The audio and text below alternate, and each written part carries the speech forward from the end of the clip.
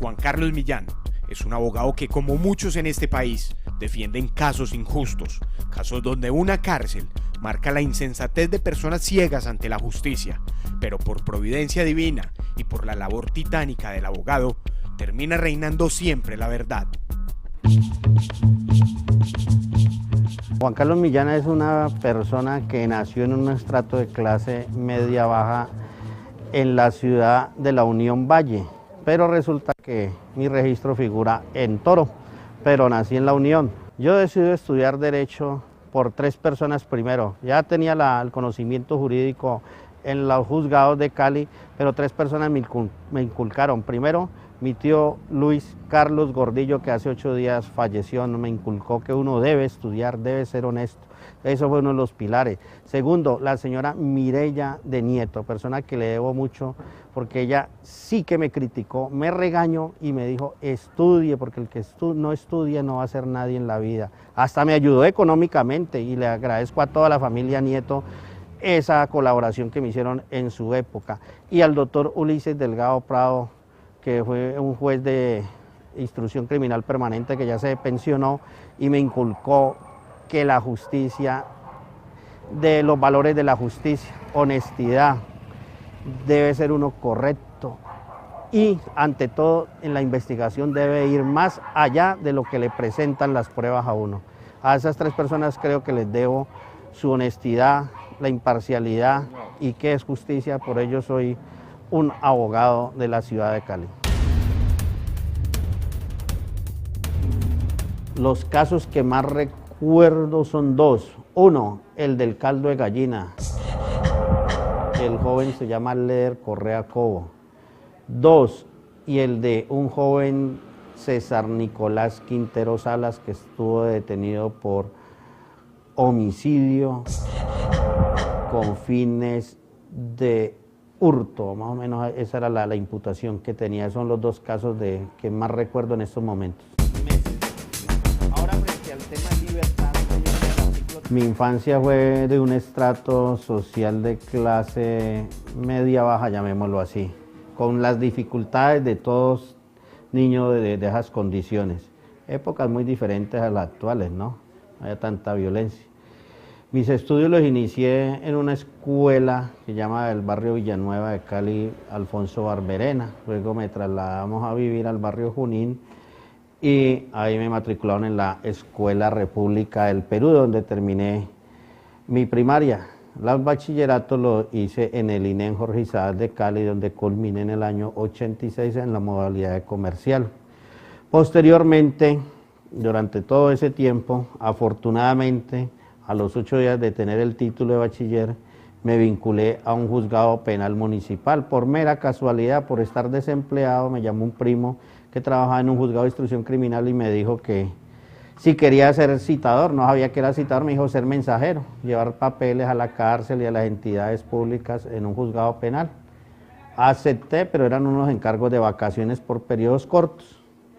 Empecé en el juzgado segundo penal municipal y siempre recordaré el nombre de ese juez de la época que fue asesinado en Buenaventura, Wilson Rivera Palomino. Cuando él un día me dice una frase, entendí que era el derecho. Me dijo, venga, usted es el citador de este despacho y usted es la imagen en la calle, no del despacho, sino de la justicia. Por eso le pido que sea correcto, que se dirija a las personas con buenos términos.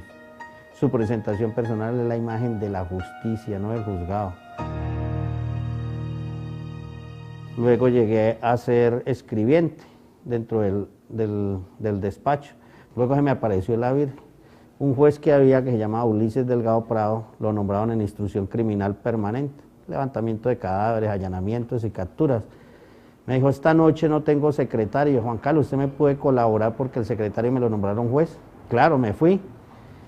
Y afortunadamente ascendí de un grado 4 a un grado 10 de la noche a la mañana. Era muy joven, 22 años, yo creo que era máximo. Creo que no me equivoqué, a pesar de que en ese momento es una de las áreas más difíciles para ejercer la profesión en Colombia y Cali, cada mes asesinan a un abogado, desafortunadamente. Porque siempre mi inclinación y mi vocación desde el inicio en la rama jurisdiccional fue en el área penal. Y sé, yo creo que uno viene marcado con ese INRI? Primero, por la connotación. Segundo, que hay injusticias en el derecho penal y creo que eso es lo bueno, uno descubrir esa injusticia.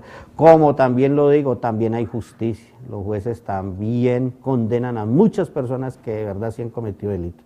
Pero en la parte que nos toca de litigante es más bien defender a las personas privadas injustamente. Y en otros sí hay que aplicar justicia. Y la justicia no solamente es conseguir una libertad, sino unas penas benignas también para las personas. Te cuento que yo creo en la justicia colombiana, a pesar de que los medios de comunicación sacan muchas noticias que pareciera que no hubiese justicia para... Yo soy de los convencidos que aquí sí hay justicia, yo soy convencido, y sobre todo en el derecho penal. Como yo decía, es que la justicia no es dar libertades a los que no la merecen, no. También hay sanciones que sí ameritan. Yo creo en la justicia, a pesar de que hay demora, pero creo en la justicia porque estoy vinculado a la rama jurisdiccional de una otra manera. Pero yo creo en la justicia, los jueces son justos, son rectos. Que se hable y se critiquen es otra cosa, pero son más los casos que son rectos. Yo creo en la justicia. Defender casos perdidos suena difícil y son imposibles buscar una prueba. Son los más difíciles para mi concepto. Yo he llevado procesos de hurtos insignificantes de un almacén de cadena, del joven que sale corriendo y le hurta el celular a una señora. Se ven fáciles, pero las pruebas más fáciles son los casos difíciles, un homicidio, una masacre. ¿Por qué? Porque las pruebas están en los videos, en la forma técnica de la policía, hay más estructura para uno investigar, la gente colabora, así es lo que le llamamos en la calle el chismoso, sale el testigo como que sale de la tierra. En cambio, en esos casos pequeños muchas veces no hay testigos y se hace más difícil acreditar una inocencia en un caso pequeño que en uno de connotación.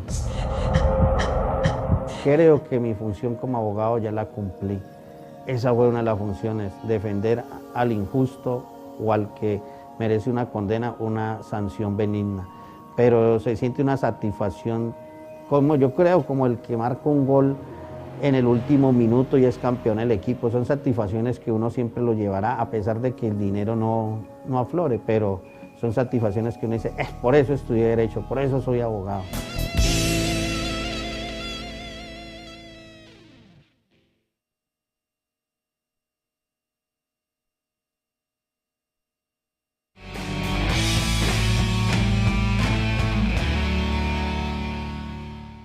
Para el abogado Juan Carlos Millán, muchas veces los casos que en teoría parecen fácil de resolver, terminan siendo los más complicados. A continuación, uno de los casos que le dio la vuelta al mundo, un hombre que estuvo detenido por más de 4 meses por haber hurtado un caldo de gallina. El caso del señor Lee sí fue muy atípico. Pues el señor César Nicolás Quintero, que enuncié antes que estaba por un homicidio, me llamó un día y me dijo, doctor Millán, usted que le gusta colaborarle a mucha gente, ¿por qué no viene aquí a la cárcel y se entrevista con un compañero de patio? Fui X día a la cárcel, no porque me llamó él que fuera, ¿no? Siempre visito a los detenidos, trato de ir cada semana. Cuando sale Leder Correa y le digo, bueno, ¿usted por qué está aquí? Y me dice, doctor, es que yo me metí en un almacén de cadena ubicado en el centro y me hurté un caldo de gallina. Yo le dije, no, dígame la verdad. Uno al cura cuando está arrepintiendo los pecados tiene que decirle la verdad, al médico cuando está enfermo y al abogado cuando está preso. Si son 3 personas, usted no le dice la verdad, está jodido. Doctor, es que es por eso. Yo le dije, no, yo no te puedo creer. ¿Qué hice? Me dirigí a los juzgados, obtuve copia del CD y en mi oficina, que es la misma casa, escucho yo el audio con la familia y esta es la hora que todavía no podemos creer que una persona en el siglo XXI estuviese detenida por el hurto de un caldo de gallina. Me voy a la cárcel y le digo, Leder Correa Cobo, yo no sé si usted era pobre, si era millonario, pero yo lo voy a defender gratis, yo lo voy a defender y usted tendrá que salir avante aquí a la cárcel. Y empezó lo que la pregunta, una de las respuestas mías anteriores, que los casos más sencillos son los más difíciles.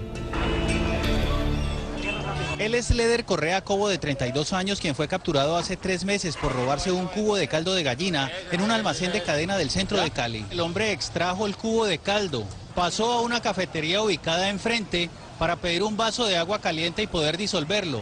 En ese momento fue capturado por la policía. Leder había llegado del Cauca a cobrar una indemnización como víctima de la violencia, pero como no le pagaron no tuvo cómo devolverse, relata su abogado. Esto es un delito que le denominamos delito famélico del estado de necesidad. El hambre lo obligó a apoderarse de ese objeto. El delito que le imputan es hurto agravado y podría enfrentar una pena de 2 a 6 años de cárcel. El juez 24 penal municipal aplazó la diligencia porque el capturado fue trasladado por el IMPEC 30 minutos después de la hora fijada. O sea, es un delito, pero no justifica el castigo, o sea, es exagerado, exagerado. Los Nules, los Moreno, ¿dónde están? ¿Ellos qué hacen? Ellos se roban millonadas, pero millonadas.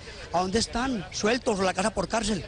El abogado defensor señaló que pedirá el cambio de juez para evitar que el caso se contamine, como el de Luis Andrés Colmenares, según él, porque las pruebas de las partes se volvieron públicas y esto no garantiza la transparencia. Según el abogado defensor, para completar el almacén de cadena está pidiendo una indemnización de 128.000 pesos por gastos de abogado, de fotocopias y de traslados de trámites de documentos. Además de esto, se acaba de comunicar con nosotros un directivo del almacén de cadena y ha dicho que ellos hicieron lo que estaba en sus manos en ese momento, que es poner el caso en conocimiento de la justicia y que este hombre, según el almacén, tiene otros antecedentes por el mismo delito. Cuando me encuentro en ese proceso, yo le dije, yo tengo que revivir un muerto. Le dije a él, ¿por qué? Porque usted aceptó cargos el primer día de su captura. Y entonces usted se va para una sentencia condenatoria, entonces tengo que revivir el muerto, que el juez no lo condene.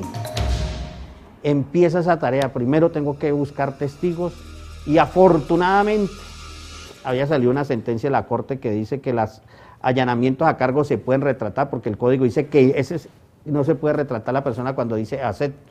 La corte dijo sí, si se han vulnerado unos derechos fundamentales. Entonces, la sentencia no decía cómo es la retratación, pero yo me la adecué. Dije, primero, para retratarse tengo que demostrar un estado de necesidad. Segundo, que existen elementos probatorios para el estado de necesidad. Entonces, como Leder Correa me dice, yo le digo, bueno, ¿usted por qué se hurtó un caldo de gallina y no se hurtó una botella de whisky? Vale más. Entonces, es que yo no lo hice por robar. Es que yo soy víctima de una mina quiebrapatas en el Cauca. Él vive, creo que es en La Vega, Cauca, una loma por allá, yo creo que la más alta del Cauca, donde hay conflictos de guerrilla y ejército. Entonces, por allá hay una mina quiebrapatas, me dañó la pierna, pero no me la fracturó. Entonces, yo tengo una lesión al caminar.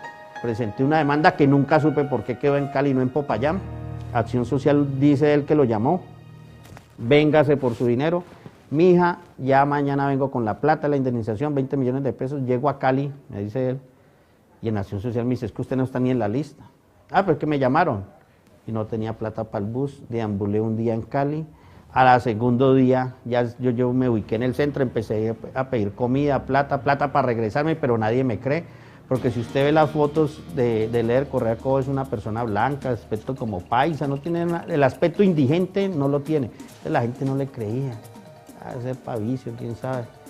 Entonces él recordó, y lleva 2 días sin comer, que en La Vega, Cauca, por allá, los soldados del Ejército Nacional a las 6 de la mañana calientan agua y echan cubos de caldo de gallina. Y él dijo, si eso es un tema de supervivencia, yo lo voy a adoptar. Entonces se fue caminando en el centro, pidió comida, llegó a un almacén de cadena en el centro de Cali. Al frente hay una cafetería pequeña, le dijo a la señora, ¿usted me puede regalar un vaso con agua caliente? Le dijo la señora así, espéreme, ya vengo. Entró al almacén y nunca volvió a salir, dice la señora después. Nunca llegó a tomarse su caldo de gallina porque fue capturado en el momento en que se apoderaba de una pequeña caja que tenía 6 cubitos, porque eso tenemos que ser realistas, no es un cubito, sino que esa contiene 6, pero para el caso es lo mismo porque el valor es insignificante y está apoderándose de comida. Los caleños creen que la condena que recibiría un hombre por robar un puñado de cubos de caldo de un almacén de cadena es excesiva si se compara con otros casos judiciales. El hurto de 4 cubos de caldo de gallina tienen a este hombre en prisión. Leder Correa Cobo cumple ya 3 meses de cárcel en Villahermosa mientras empieza su juicio. El sindicado es una persona en situación de desplazamiento que asegura que se robó el caldo de gallina por necesidad manifiesta, es decir, por física hambre. Y por el hambre lo obligó a ir a un almacén de cadena a hurtarse un caldo de gallina y con agua caliente iba a hacer un consomé para lograr sobrevivir. Ahora esta persona enfrenta una condena que podría llegar a los 2 años de prisión. Por favor, es inaudito, es vergonzoso nuestro país que hace una cosa de esas, por Dios bendito. Un ladrón de celulares mismo lo sueltan. ¿Y por qué uno que agarró una pastilla no se lo cogen y le ponen todo ese bombo? Mire, vea. Es un delito, pero por hambre lo hace, entonces es una justicia que no tiene nivelación. Para algunos, vale más el aparato judicial que se mueve alrededor de este caso que el valor del hurtado. ¿Ha visto usted el tren? 3, 4 del IMPEC, un carro del IMPEC, el motorista, toda la radio, la prensa pendiente de esto. Para el abogado defensor este proceso es un despropósito, pues se trata de un delito de menor cuantía. Casos que conocemos a nivel nacional como el caso Nule, casos de la salud y en la costa atlántica que la comida bienestarina se le echa a los animales. ¿Por qué privar a una persona de su libertad cuando está en una situación de debilidad manifiesta? La audiencia hoy fue suspendida, pues el IMPEC se demoró en el traslado del detenido de la cárcel al juzgado. Cuando estaba saliendo del almacén lo capturaron. Es llevado ante un juez constitucional y el juez consideró que representaba un peligro para la sociedad el apoderarse sin violencia de un caldo de gallina. ¿Por qué? Porque tenía unos registros penales en la ciudad de Popayán, hurtos similares. La Fiscalía presentó hoy el prontuario del hombre que es acusado de robar unos cubos de caldo de gallina en un almacén de Cadena de Cali. En la audiencia, la representante legal del almacén señaló que Leder Correa no solo se robó un caldo de gallina. Estamos hablando de una persona que se robó 5 cajas de costillas que se los colocó en las partes íntimas. Estamos hablando de 120 cubos de gallina, no uno como decían anteriormente. Además, dice que el hombre tiene otros antecedentes. Estuvo en la cárcel en 3 ocasiones, primero por violencia intrafamiliar, posteriormente estuvo por hurto calificado, agravado y en concurso con porte ilegal de armas, y tuvo ahorita en septiembre otro delito, otra condena, estamos hablando de condenas, por hurto agravado. En diciembre le dieron la libertad condicional. Pero es que el hecho no es ese, al ser humano lo han de condenar o castigar por el acto que hizo en ese instante, no por su pasado, si sea buena gente o no sea mala gente. Aquí lo hizo por estado de necesidad. La defensa pedirá indemnizar al ofendido, es decir, el almacén, y acudirá a la caridad de la comunidad. Y ese dinero sale de la comunidad de Santiago de Cali. Nosotros no lo estamos solicitando, incluso el mismo defensor lo está diciendo. La indemnización es para el favorecimiento del imputado, de la persona que está capturado. ¿Con qué fin? Con el fin de que le rebajen la pena. Ya un almacén o un establecimiento de comercio no se va a enriquecer con 50, 70, 100 mil pesos. Es decir, si el hombre se acoge a sentencia anticipada y el almacén acepta la indemnización, habría una rebaja considerable en la pena. Señor juez, resulta que este joven tiene una imputación de hurto de agravado, sin violencia. La ley 600, que es el sistema escrito que conocemos, la máquina de escribir, está vigente en Colombia. Y hasta que no se acabe el último proceso de la ley escrita, no desaparecerá.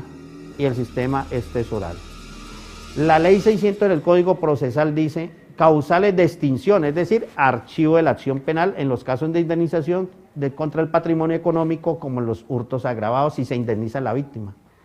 Pero como esa es una ley 600 y esta es la 906, por el principio de favorabilidad y ultraactividad, solicito aplicar ese artículo 42 a este proceso y vamos a indemnizar al almacén de Cadena. El juez dice, pero usted ya indemnizó. No, momentico, aquí se encuentra la representante del almacén de Cadena.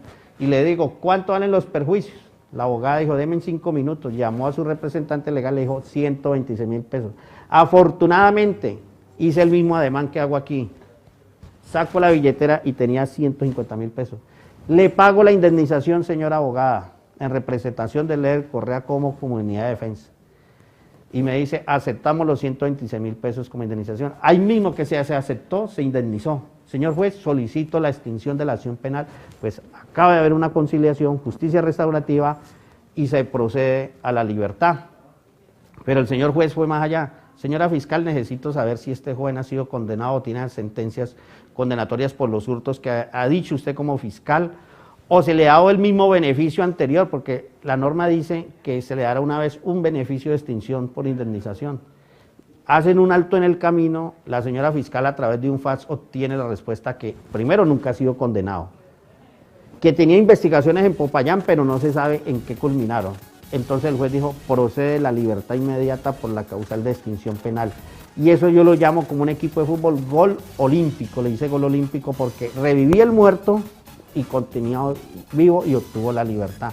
Esa fue una jugada de ajedrecista que siempre diré que eso fue lo que me tocó que hacer para que Leder Correa Cobo obtuviese su libertad.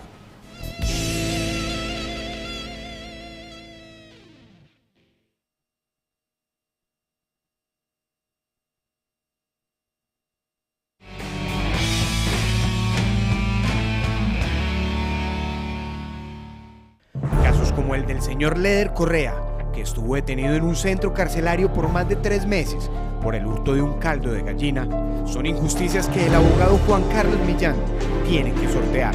A continuación, el caso de un hombre que fue encarcelado por un homicidio que no cometió.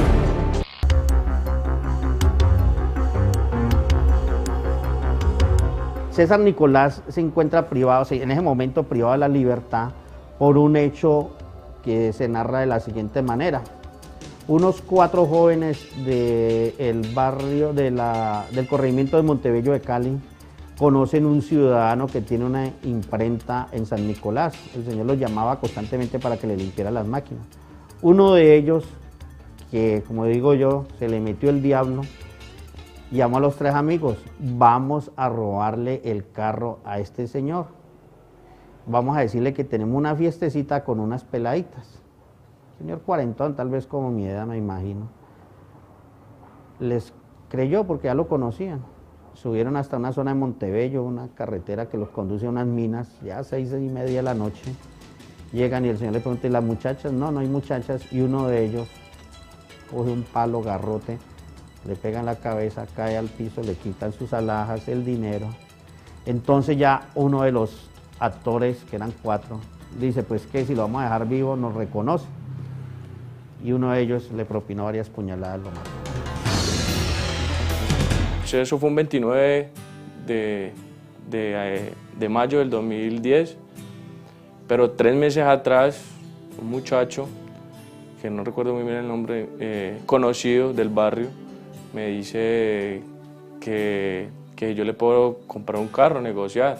Yo me encontraba en la compraventa de mi cuñado. Entonces yo le digo, sí, cuando quiera puede traerlo, aquí lo colocamos, aquí lo vendemos, clasificado. Y me dijo, listo, entonces dame tu número. Y yo le dije, bueno, listo, te di mi número.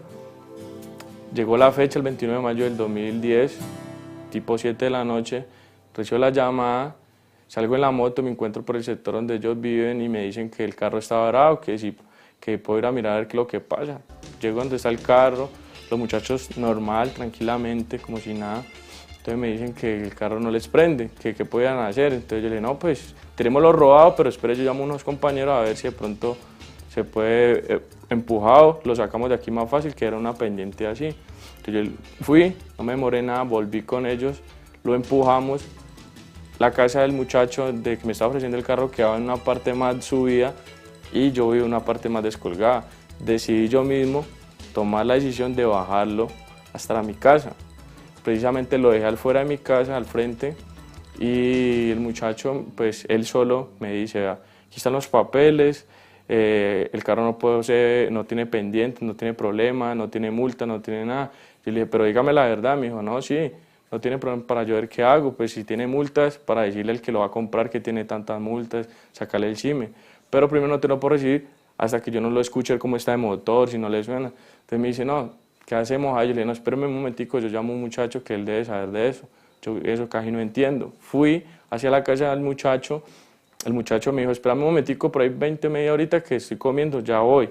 Le dije, tranquilo. Llegué, le dije al muchacho que esperara, precisamente el muchacho llegó en su carro, un eléctrico, entonces el muchacho lo miró, él me dijo, ¿ese es el carro? Yo le dije, sí, ese es el carro. De una llegó y se montó, y como él sabe, le dio start, él dijo, no, le sacó una pacha, no sé qué era, no se demoró ni 5 minutos, lo prendió, le dije, listo, ¿cuánto te debo? Me dijo, no, gracias. No, gracias, no es nada. Yo le dije, bueno, salí y se fue. Entonces ya ahí ensayé yo el carro, no, el carro estaba bueno. Me dijo, aquí está, el traspaso te lo traigo el día que vamos a hacer el negocio. Bajan los 4 a Montebello y ya los 4 muchachos que habían cometido el delito, me imagino que los nervios, porque ellos no eran delincuentes, le dicen, guarda el carro, entonces mañana bajas a San Nicolás y lo vendés. Entonces, ¿qué hace San Nicolás? Lo guarda en un parqueadero de su pueblito ahí. Al otro día en la mañana aparece el cadáver, ya la luz del día hace ver el cadáver. Llega la policía, llaman a la mujer, a la esposa. La esposa pregunta, ¿y el carro de mi esposo? Y la policía le dice, ¿qué carro es? Un Mazda tal, color blanco. Entonces dice uno de los policías, ese carro creo que está en la estación, allá al lado de la estación. Van donde el señor del parqueadero y dice, ¿quién trajo el carro? Ese lo trajo alias El Zurdo, se llama César Nicolás, vive en tal lado. Van por César Nicolás Quintero, no hay flagrancia, le toman su entrevista y él dice, es que ese carro me lo pasó A, B, C y D. Me dirigí hacia donde una ferretería que queda aquí por aquí cerca del barrio, me senté ahí, me puse a charlar con los amigos normal. 15 minutos pasaron de haber llegado yo ahí cuando se me acerca una motorizada y me dice, ¿usted es El Zurdo? Y le dije, sí, ¿cómo no, mi agente? Una requisa, le dije, claro, con mucho gusto. Me requisan, me dice, ¿usted tiene un carrito en el parqueadero del Espejo? Y le dije, sí, ¿cómo no? Yo tengo un carrito allá. Me dijo, es que el carrito tiene un problema, ¿era que usted está en la mano y no acompaña? Le dije, claro, con mucho gusto, camino y vamos. Bajamos a la estación, entonces ahí ya me encuentro pues que está la fiscalía, la SIGIN y está mucha gente allá. Entonces yo tenía un conexión policía y me dice, Jesús, ¿usted en lo que me metió? Yo le dije, entonces me empecé a erizar y me empecé a asar y yo, ¿qué habrá pasado? Entonces el muchacho me dice, el policía me dice, no, es que al dueño del carro lo mataron. Espera, entonces llega una muchacha de la fiscalía, no sé si era la fiscalía de la SIGIN, y me muestra una cámara y al señor poco punteadas lo había matado con 22 puñaladas. Entonces ahí se me acerca y me dice ella, ¿y usted es el principal sospechoso de la muerte de ese señor por andar en ese carro? Entonces yo me entro en un nervios y todo porque yo incapaz de hacerle algo a alguien. Entonces yo le dije, pero hable. Entonces le dije, claro, es que yo voy a hablar, vea, si quiere camine. Le dije a los policías, si quiere camine, y ellos me quedaron de llamar porque yo estoy para negociar ese carro y todo. Me quedaron de llamar, entonces para que estemos pendientes de eso. Me dijo, vamos, yo le dije, yo hacia Sara le dije, vamos, caminamos, que ellos son de viven ellos.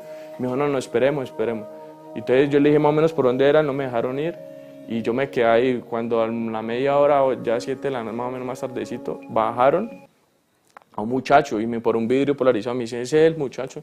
Yo le dije, sí, uno de los que estaba ahí. Ya me dijo, bueno, listo, ya, muy tranquilo, ¿qué decía ahí? Me tomaron una declaración y me llevaron hacia el sur, no sé qué parte del sur, una cosa de la fiscalía. Ese mismo día me dejaron la moto ahí guardada en el parqueadero de donde yo dejé el carro ese día, la mía, ¿no? Bajamos.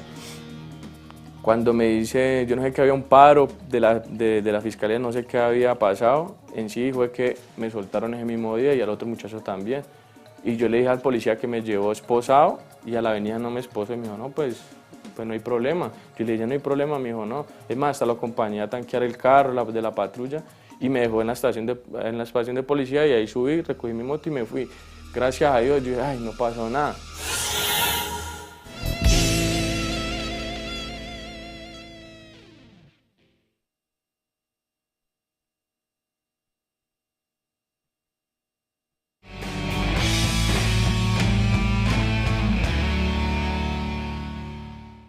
Después de un año en donde César Nicolás no se daba cuenta de cómo iba su proceso, llegó el momento en que una orden de captura lo envió a la cárcel y allí empezó su peor pesadilla.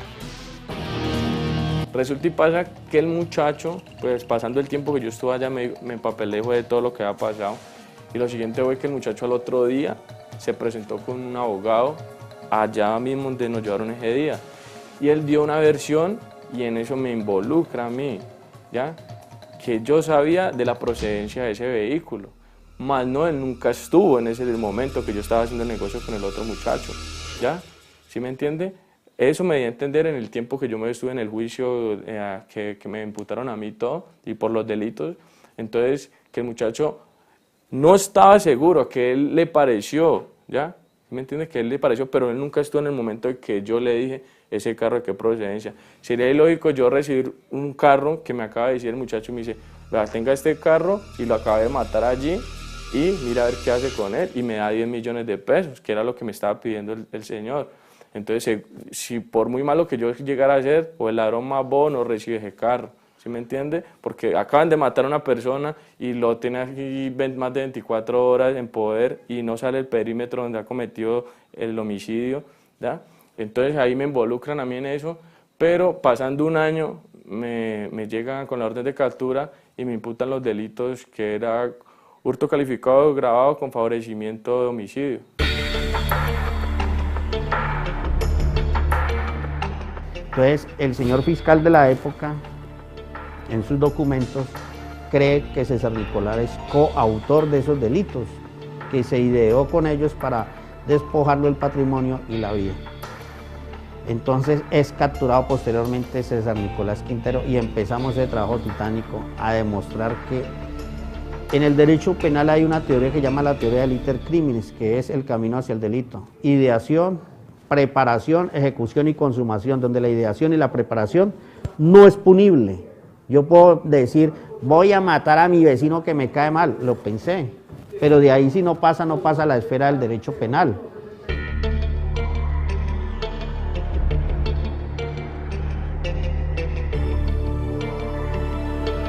Pues ahí me dan medida de aseguramiento con establecimiento carcelario Villahermosa y no me pueden llevar ese mismo día porque la audiencia terminó a las 9 de la noche.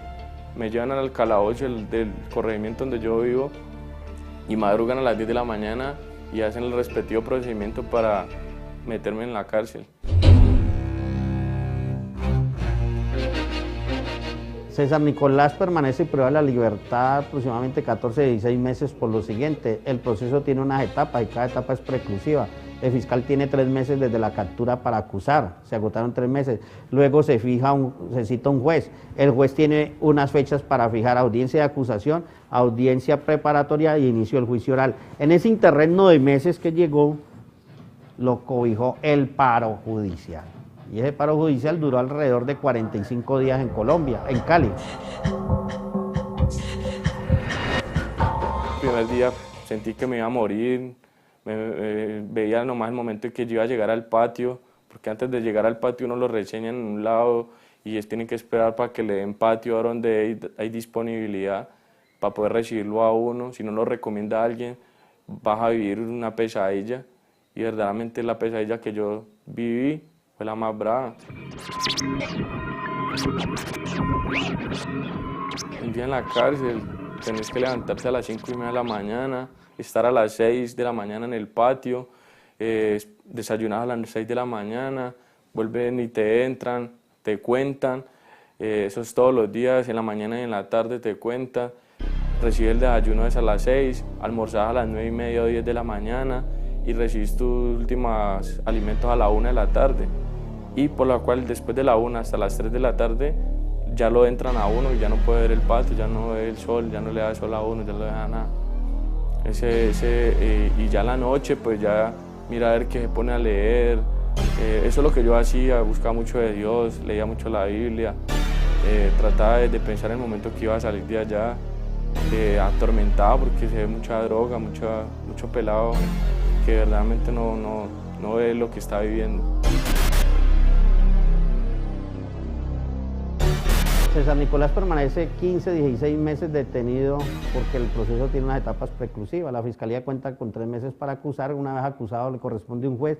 El juez tiene sus fechas, sus etapas para hacer audiencia de acusación, audiencia preparatoria e inicio del juicio oral. En ese interregno de tiempo, a César Nicolás lo cogió el famoso paro judicial. Aquí en Cali duró aproximadamente 45 días. Cuando abren los despachos, el juez octavo no va a decir, voy a hacer la audiencia de César Nicolás, que qué pesar. No, él tiene alrededor de 100 procesos idénticos, 100 personas detenidas. Yo que estoy exagerando en el número tan bajito. Entonces ellos tienen que empezar desde la época que suspendieron en esa escala, ir designando fechas.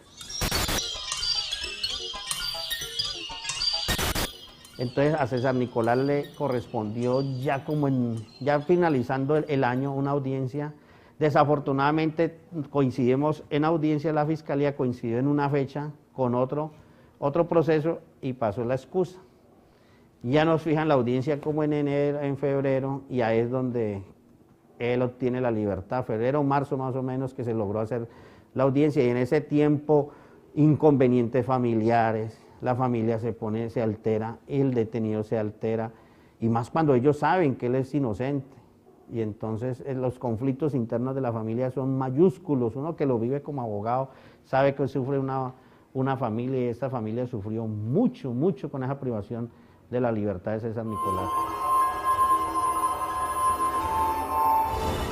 Cada 8 días me iban a visitar, cuando podía llamar por el teléfono de RT, que ellos me podían consignar cualquier cosita, decir que yo me decía, no, mi hijo, no hay para llevarle, esa fila fue muy maluca, eso fue al principio, porque eso era nuevo para ellos, porque en el expediente de nuestra familia nunca nadie ha caído en una cárcel, ¿sí me entiende?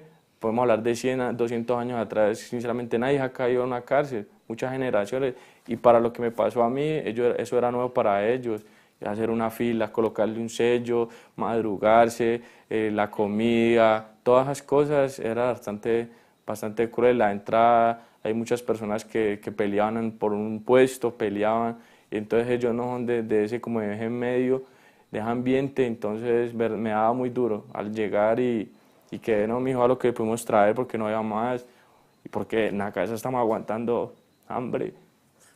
Eso era bravo, eso era bravo.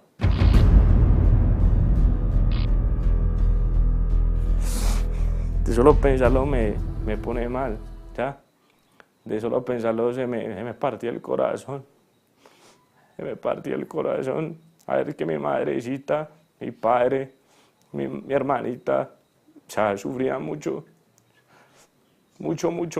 Lo vi que muy delgados. O sea, me decían que no podía dormir. Yo vi a mi papá.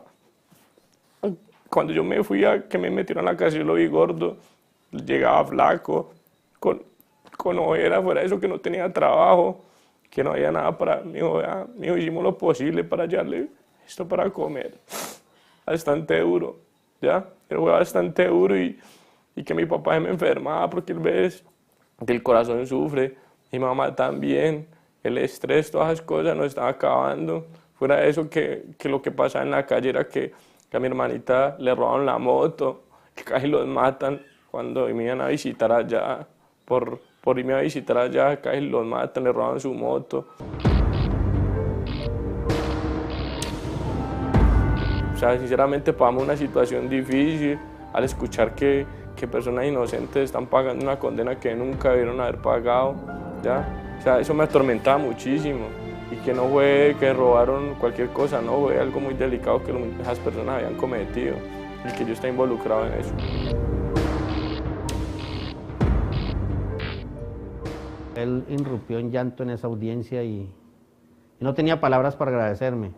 Ya cuando estuve en libertad sí me llamó y me dio las gracias y me le dijo, doctor, le digo honestamente, yo no tengo dinero para cancelarlo. Voy a empezar a trabajar. Yo le dije, no, tranquilo, César Nicolás, primero su libertad. Y él trabajaba en una empresa que en esos días la alcaldía de Cali tenía unos guardas cívicos. Él era guarda cívico en su época. Y a raíz de esa privación de la libertad, que las críticas eran que también ganaban creo que 1 millón de pesos, creo que esa era una de las críticas, por no hacer nada, según las críticas que hacen, y a mí me consta que esa gente sí hacía cosas buenas, al menos en el centro, al menos una campaña educativa. Él perdió su empleo y la familia es muy pobre y quedaron a merced de casi de la caridad.